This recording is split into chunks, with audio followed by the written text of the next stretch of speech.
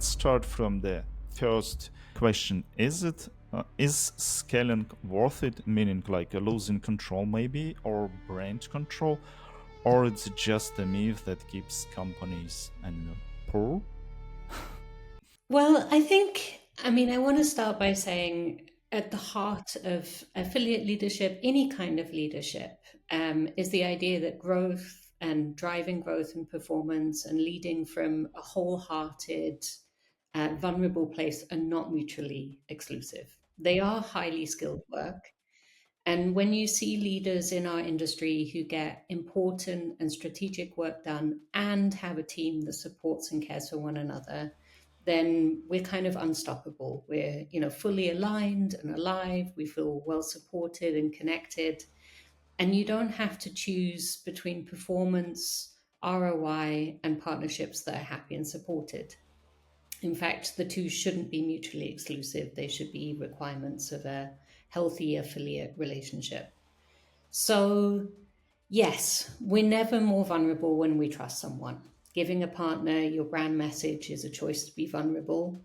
But the paradox is if we don't trust, we don't scale, we don't grow. And that's the same in business and in, as human beings. And, trust is defined as choosing to risk making something valuable or making something you find valuable, your brand, vulnerable to someone else. But, the foundation of a thriving affiliate program is building and maintaining meaningful affiliate relationships. And if you try to control everything, you're not going to be happy. You're not going to scale as a brand. You're not going to build a relationship. So any growth marketer understands that we have to get our brand out there. And that involves building partnerships and being vulnerable in those partnerships. Yeah, yeah, agree. It's more partnership than a lot of brands thinks about. It's like pretty much the same when you start a company. If you don't delegate and trust your employees, for example, you can't build up a unicorn. You have to Exactly. you have to move. And okay, welcome to our Affiliate podcast. I am Anton, head of marketing, and as I called myself, Killjoy of at Affiliate. And today, my guest is Tali Chester, Senior Director at Semantic Labs, leader and growth specialist. Can you introduce a bit yourself, like explain who you are, what is your achievement? Sure. Thank you so much for having me. I'm delighted to be here. And so my background, I started in marketing 15 or so years ago. I feel like I'm Impressive. aging myself. I feel like I age myself every time I say that. And I started, more in the traditional offline space, so fundraising for non-for-profits, even, billboards and banners, Traditional and marketing. traditional marketing. And over the years, gained experience in digital marketing and online marketing. And in the last 4 or 5 years, um, having been a consultant, uh, for a decade or so, so auditing affiliate programs and helping non-for-profits and startups and doing some app development. And I worked for myself for quite a while, and then during COVID, it got quite lonely. And I actually met a woman in the dog park, and we shared our work experiences. We became friends. Our dogs became friends. We became friends. And she mentioned that she worked for an affiliate marketing agency, and they were hiring, and I got the job. And so for the last 4 years, I was doing that. I was in the B2B team and helping build out and scale affiliate programs for a variety of B2B brands. And that's where I got to know Semantic Labs. Semantic Labs was one of our top performing partners, if not top performing partner on most of my brands programs. And in July, when the founder of Semantic Labs sold the company with the backing of Ziff Davis, I was hired to help build out the relationships with our clients and bring on new clients as well. So that's how I happen to be here. So I'm fairly new at Semantic Labs, but I know the you know the partnership very very well, and often I'm talking from the perspective of having had Semantic Labs as a partner. Yeah, that's a fantastic journey. I think to start from offline marketing and bring this knowledge to you online. Definitely, because I'm personally started from a sales and then moved to marketing. I previously was a sales representative and then decided, okay, now I need to make this magic before sales and shift to marketing. But let's carry on and a bit lower, how say, lower royal play. Uh, just imagine I am a greedy super affiliate that can drive, I don't know, thousands, that can drive thousands trials, free trials for brands, for SaaS. And there is a big, I think, anticipation of these affiliates. They would like to be rewarded for these free actions, trials, and what do you think? Will you recommend rewarding those affiliates for free premium accounts for activations or for trials, or pay only for sales? It's a good question, and I when you were kind of describing the super affiliate, it's a term I've come to use for Semantic Labs, and I'd say we're definitely one of those partners. Um, my philosophy is never stifle a generous impulse. If you're only paying for the final credit card swipe or the final transaction, you're kind of operating from a scarcity mindset. And you really need to track the full funnel. You're seeing more and more brands now using mixed media modeling for their payouts, looking at conversions and touch points across the whole funnel.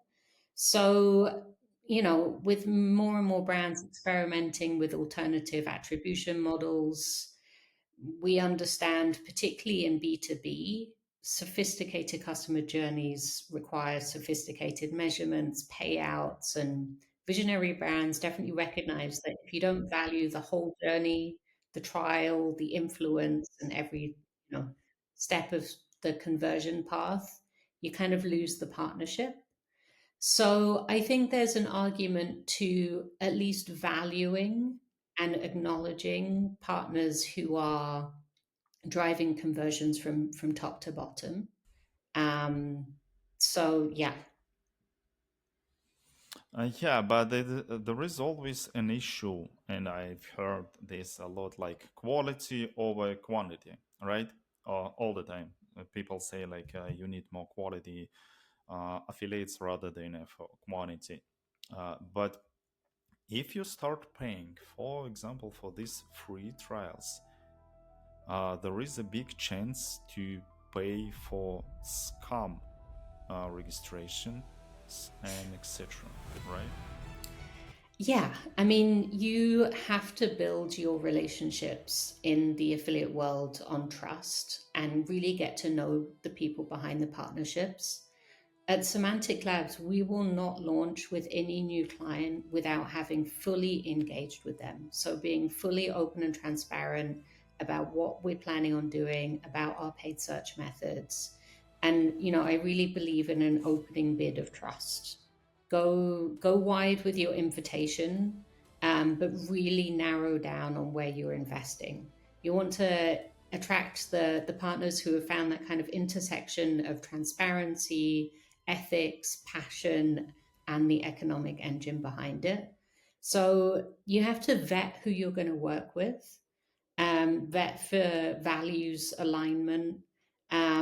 Otherwise, you'll end up spending an unreasonable amount of time managing ineffective behavior.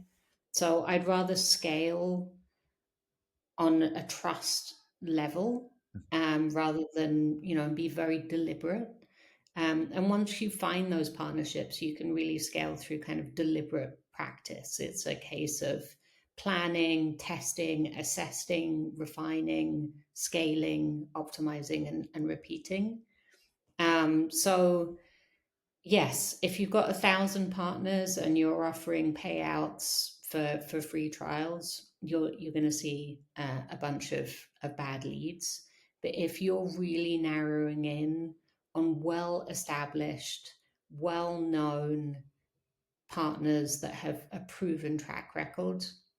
I mean, at Semantic House, we've been around for 18 years. We've got over 200 clients. So you know that, we are a quality partner. Um, I think that's the key to building a good affiliate program. Okay, but just imagine, for example, some brands not from customers of Semantic Labs decided to start their own affiliate program. Does it mean that you think it would be smarter to start slowly with high quality affiliates and then go wide, or I don't know, go wide and clean up later? What would be your recommendation? Start slowly or clean up later? Oh, you want to be very deliberate and thoughtful from the beginning to all the way through. So I think, you really have to assess your product, understand your target audience, and make sure your product is reliable. Find partners who are within your vertical, who are trusted, who are touching every level of the funnel. So from consideration to conversion, and focus on those. It's far better to have 10 partners who are performing and who are trusted than 1,000 partners. And, in general, we in the affiliate world, we abide by the Pareto law anyway. So you're going to see 80% of revenue driven by 20% of those partners. So focus on those kind of reliable, trustworthy, ethical, transparent partners with experience.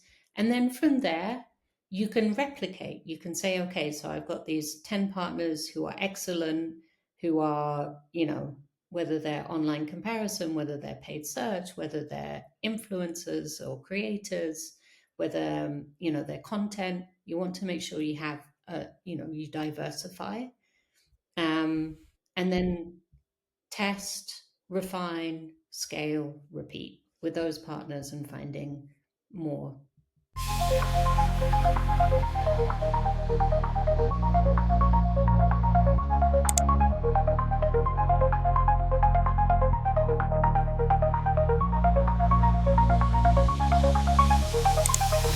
Partners within that realm.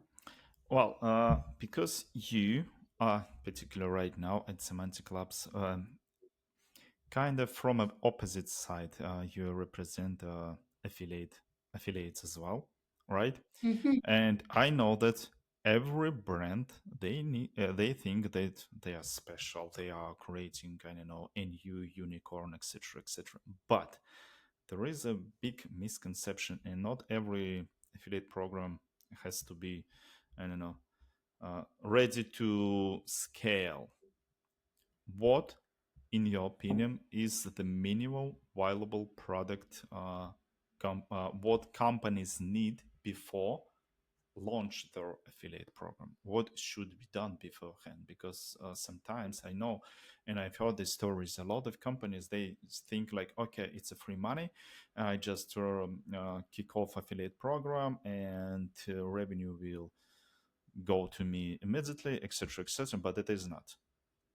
The product should be ready.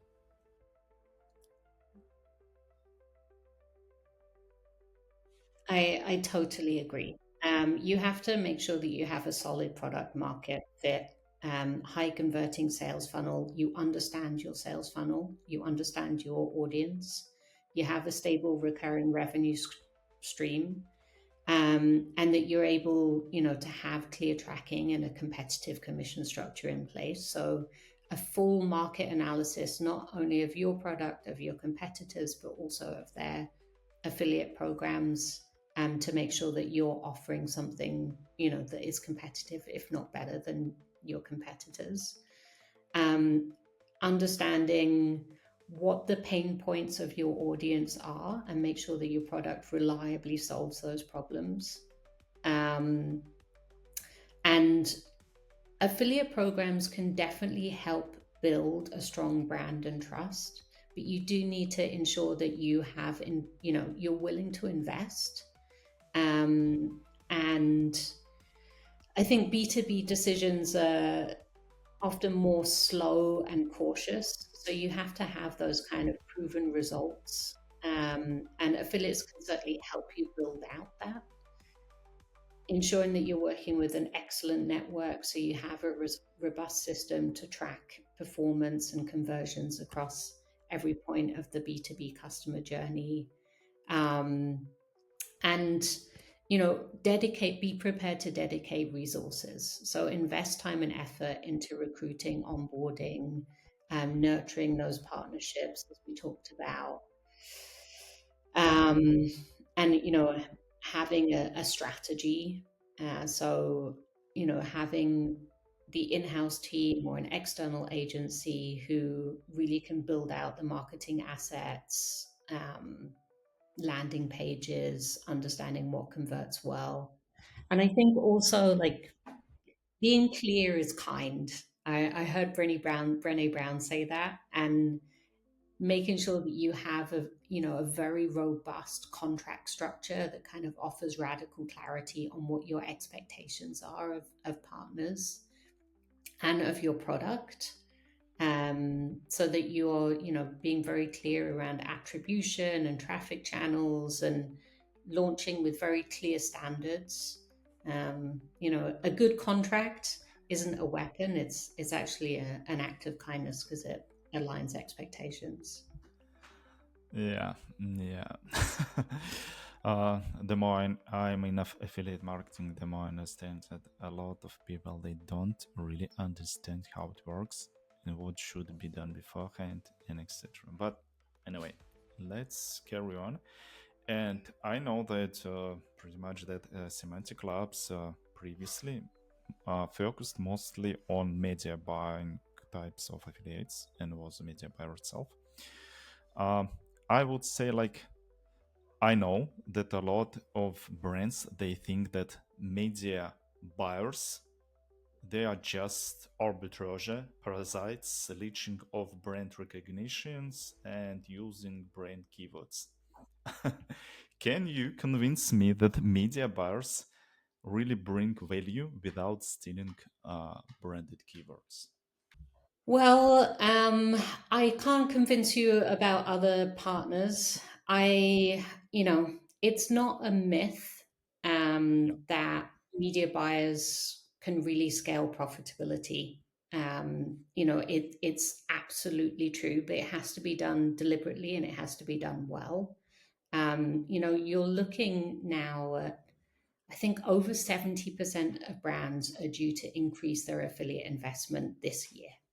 And the number one kind of preferred type of partner are paid search partners. So we are very much here to stay, and we are very much an extremely reliable engine.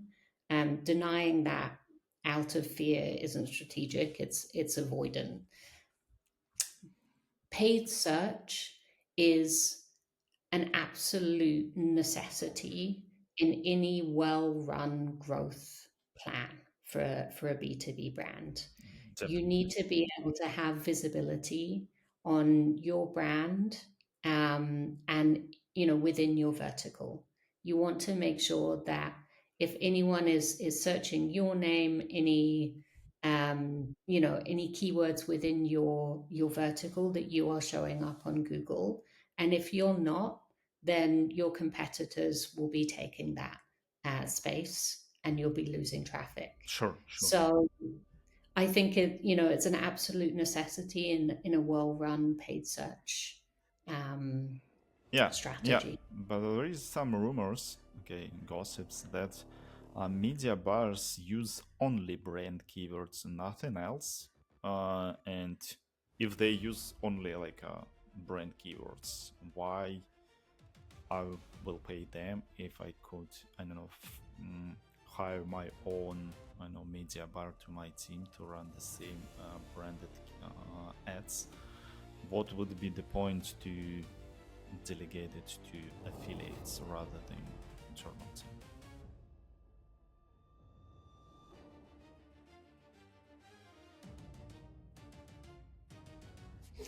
I think there's an argument for both. You know, that's certainly what we do. A lot of our clients have their own either internal paid search or external paid agencies, and you know, our most successful partnerships we work simultaneously. The key about the way Semantic Labs works is we do not cannibalize or compete against our, you know, our clients. We would be doing ourselves a disservice. We'd be shooting ourselves in the foot if we were competing with our own clients. So we complement rather than compete with the way that we work. And this is kind of a strategy that's been built over 18 years.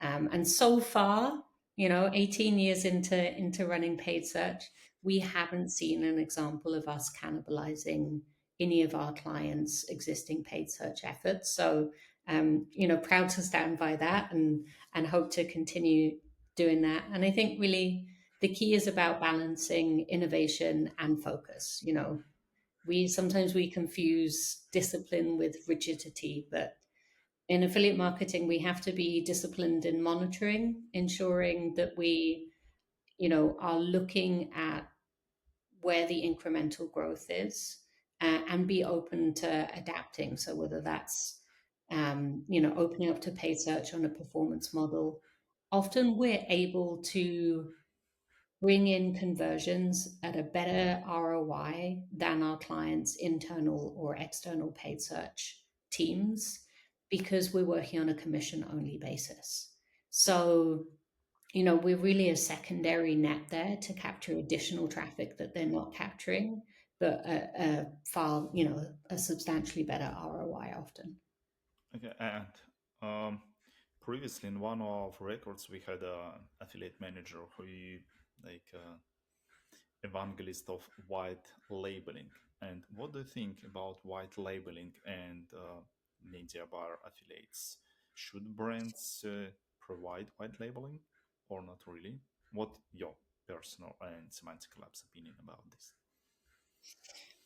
To be honest, I don't really have an opinion. It's not something we do. So, you know, we work directly with the brands through their affiliate programs, and we, you know, we drive high quality, high intent leads for them through paid search.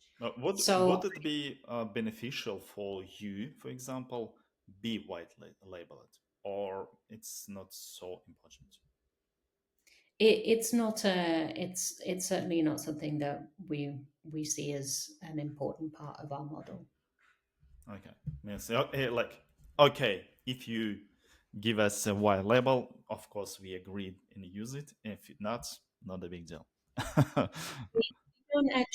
We don't white label at all. We work directly through the kind of more traditional performance affiliate model. So you know, even when it is something we're offered, it's not normally something that we operate within. Okay. And let's move on and imagine we identified our high performing affiliate, right? Or a list of them. How should the relationship itself evolve when you identify them from, I don't know, first point to another? Because should be always evolution of relationship here. Yeah, I think, I mean, affiliate partnerships and partnerships are very similar. You know, relationships evolve and we get to know one another. I, you know, I think of a partner that I first started working with 4 or 5 years ago, and an SEO content partner. And somehow through conversations, we discovered a mutual love of meditation. And then as we traveled, we started to share travel photos. And, you know, that didn't change the CPA, but it built a wholehearted, trusting partnership. And when you know someone as a human, you work harder for them. So you know, I like to do something called critical non-essentials. This was something I learned at All Inclusive Marketing under Sarah Bundy and our our head of talent and culture, Chrissy, we built out a survey, and I've carried this on to Semantic Labs, where when we're establishing partnerships, we ask 4 or 5 questions like, what's their favorite drink? What do they like to do in their spare time? When's their birthday? And then recognize kind of critical milestones. So, whether that's sending a small Christmas gift or something to let them know we're thinking of them on their birthday. So it's really building out a true connection, and working from a wholehearted place. And that's, the affiliate world. The reason I've fallen in love with working in the affiliate world is it's really built on connection and relationships. And that's how you can evolve and really drive performance, in my opinion, anyway. Yeah, yeah, I completely agree, especially because the world right now it's a flood of offers, and there is always some new offer that gives you, I don't know, millions and millions, of course, potential. And without this partnership, affiliates will just pick one where they can earn more. But building relationship means they, when it's time to choose between, of course, because they know you, and they're more likely to pick your program because at least they understand, okay, this is a reliable partner, at least they paying in time, and etc. We have a good relationship, and etc. etc. It's not some kind of new offer where I can, I don't know, lose every money because from affiliate side it's always, and I think a lot of brands they don't understand this as well. uh, Before getting money, affiliates spend a lot of efforts, a lot of time just to make you a purchase. It is not Hmm. like it is nothing for them. No, it's a lot of work. A lot, they prepare a lot. They make a research, etc. They, of course, they uh, fill the accounts. They put every advertisements, everything inside, and it's a lot of hours. Then kick off their promotions without understanding, okay, will they get money in return or not really, because for example there may be some errors in a brand side, or a brand decided to disappear after a few conversions. It's like, no, no, no, I won't pay for this anymore, and etc. Yeah. I mean, that's certainly the case for us, where we take all the risk. We do the upfront spend on Google campaigns, so the risk is on us. But that also means that, like you said, we have to do our research. We have to make sure that the partnerships can work, that the brand is reliable, that the product and the tracking are efficient. But yeah, certainly when we launch a partnership with a new client, we're taking on the risk, we're taking on the upfront spend. We're not asking for any flat fees or um, you know minimum volume or anything like that. So for the client side, it's very positive. They're pretty much able to test with us, test doing paid search with a well-rounded partner that has a strong track record without having much risk for themselves. But yeah, we have to be very thoughtful, and that's why building out those partnerships and relationships are moving away from just transactions, but to trust. Yeah, yeah, absolutely agree. And okay, this your answer pretty related to the next one of me. What are the top, I know, 3, 5 red flags that tell you that this high performing affiliate is actually a risk to a brand? When you're reviewing a partnership, you want to ensure that you can engage with that partner. So when I was managing, affiliate programs, I would not launch a partnership without engaging with the partner first. So, something that I said before at Semantic Labs is really important is that we actually either via email or hop on a quick call and just align, and make sure that, both sides don't have any resistance to feedback so that we don't have any kind of value misalignment.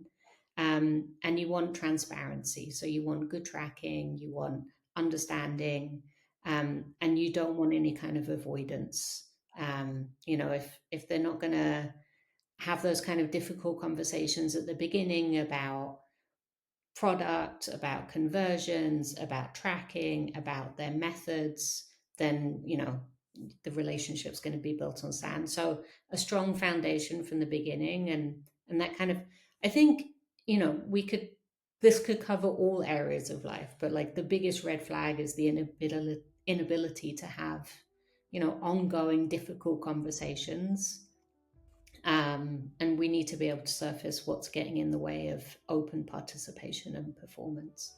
But okay, but let's imagine the situation. For example, a big brand, they have a lot of everyday signups of new affiliates, like, right? And how to, I don't know, automate maybe this validation before giving them access to affiliate program, for example, because I know that some of our customers, they also asked us about the solution, like, because they don't want to give to everyone access because it might be scam clicks, conversions, etc. They will ruin their statistic, etc. But how to validate them automatically? What might be these three, I know, okay, 1 to 3 points to make it automatically?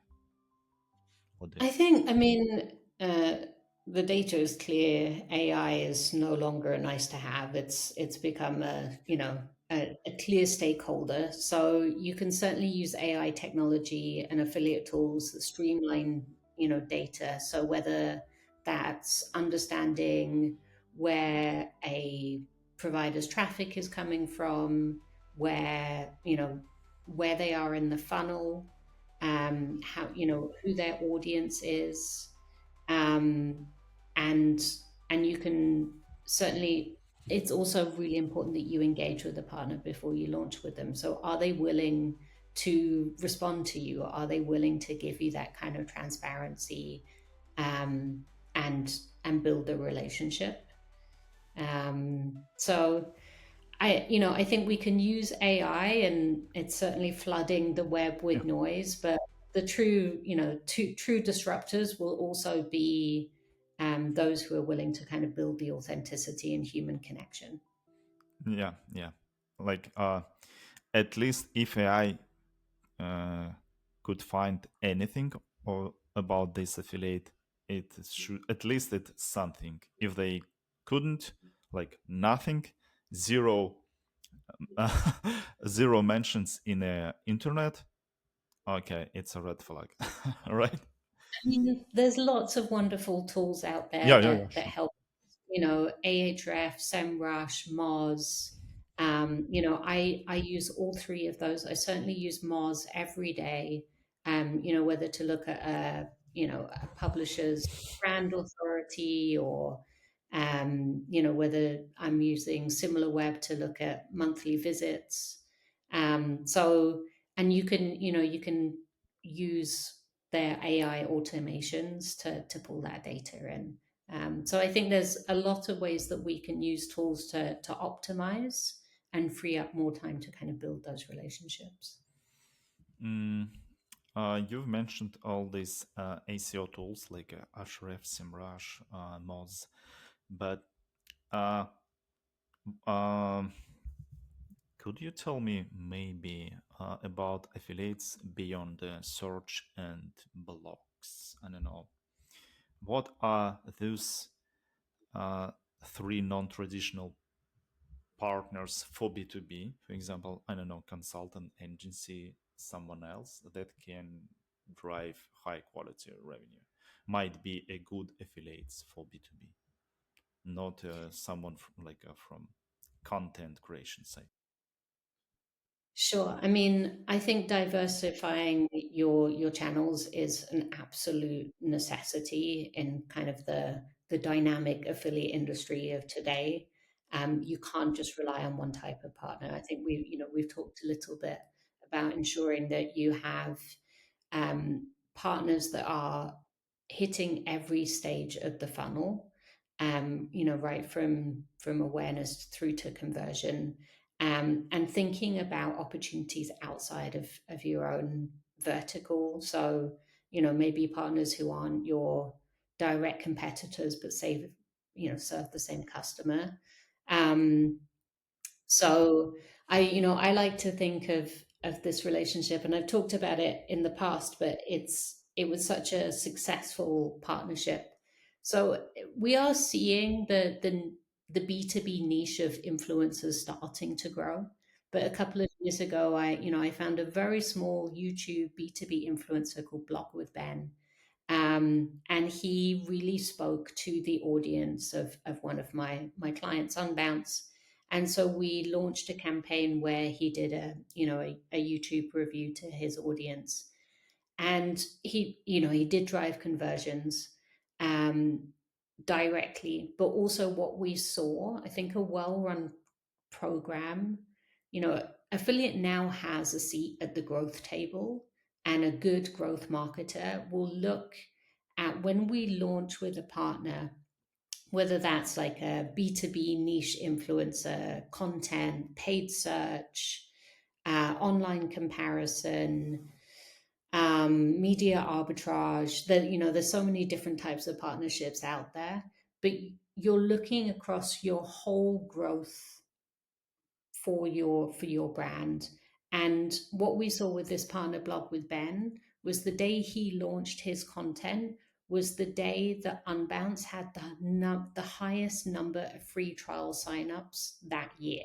So yes, he drove some free trial signups himself, but across every part of the marketing channels, all the different marketing channels for Unbounce, they saw the highest number of free trial signups.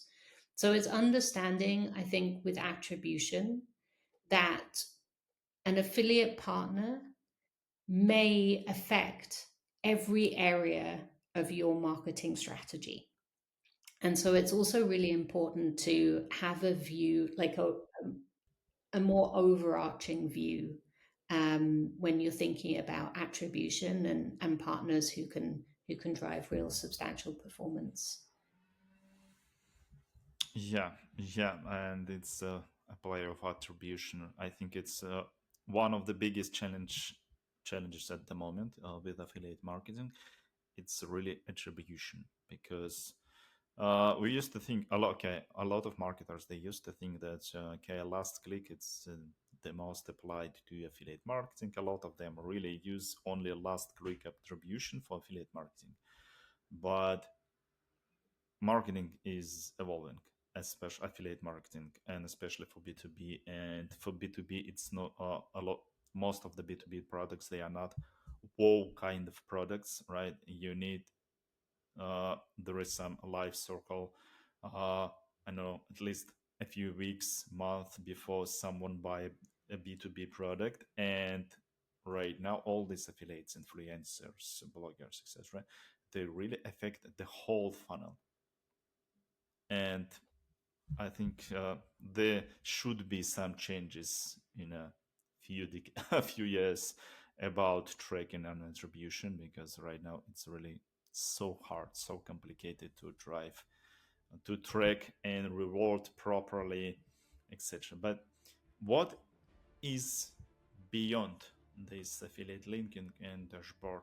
How does a truly collaborative relationship looks like? I feel like there was quite a lot mixed in. So before I answer your question, I think you're right, and it's not in a few years. I think it's happening right now in terms of attribution. I think more and more brands.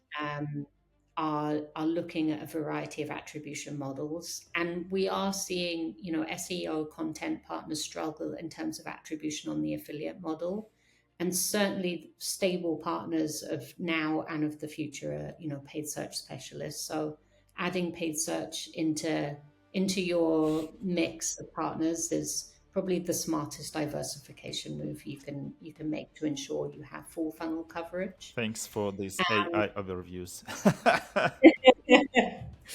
Um, and then, what does a truly collaborative relationship look like? I think it looks like a culture of openness, of ensuring that your values are aligned, making sure that your partners and your clients feel supported, to try, new things.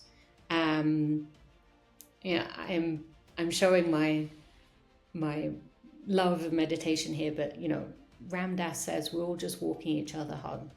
And if we can really build partnerships that you're not just getting a partner, you're getting an advocate, that's how you build a true, well-rounded program and kind of true collaboration with your clients and with partners. Yeah, yeah. I think it's the best way, the best option is to try to make your affiliates your advocates. It's the best way how you can grow your relationship. I know that not a lot of brands thinks the same way, but it's the best one, definitely. And because we are pressed by time a bit, yeah, let's look ahead. And I know that it's kind of really hard to make a prediction for a few years because it's changing rapidly, dramatically right at the moment, all these changes. And but what do you predict will be, I don't know, single biggest change in affiliate or relationship model next, I don't know, next year, next 2 years? I mean, I think we're seeing it. I think the change is happening right here, right now. Over 90% of brands are already using AI in some capacity. But the paradox is when everyone has the same technology, the technology ceases to be a competitive advantage. So really, hammering home the fact that we can use it to build out more robust, more optimized processes to engage with our partners on a deeper level, remove some of the kind of automations and the daily tasks so that we can go from just there being transactions to having, deeper, more meaningful advocates and relationships, as we were talking about. And I think we're already seeing OpenAI launched Atlas a couple of weeks ago, well, a month or so ago. We're starting to see buying availability within LLMs. We've got Etsy now. You're able to buy directly within ChatGPT, soon to be some Shopify products. So um, the move is happening right before our eyes, and it's a super exciting time. And I think the more we can use those tools to take away the transaction part of our business, and then to be able to invest in the kind of trust and relationship building part of the business, the happier we'll all be. Yeah. Trust, relationship. That's the two key factors of successful affiliate program. I couldn't agree more. Yeah, definitely.